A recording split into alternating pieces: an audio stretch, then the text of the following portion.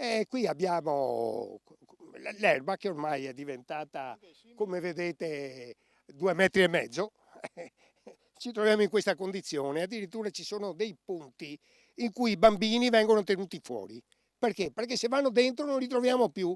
Noi siamo intervenuti più volte con la ditta che si è aggiudicata l'appalto, però mi pare che il risultato ancora non si veda. Ci sono alcuni punti dove è stata falciata l'erba, non bene devo dire, perché è già alta 20 centimetri, non è stata portata via. Io capisco che si debba creare anche un minimo di humus, però sono quintali di erba sopra, insomma, non è un lavoro fatto bene.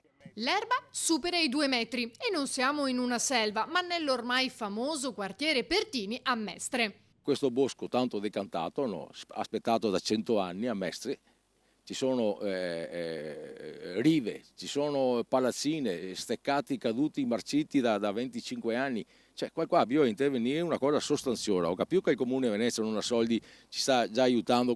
E infatti la giunta comunale ha approvato 2 progetti definitivi nel quartiere che inizieranno a breve per i lavori di messa in sicurezza in quella che è stata definita la piazzetta della Vergogna e per un nuovo campo da calcio, come chiesto più e più volte dai residenti nei mesi. 320.000 euro per il momento, questo è il primo step. Noi all'amministrazione abbiamo chiesto molto, ma molto di più, perché vogliamo che questo quartiere rinasca,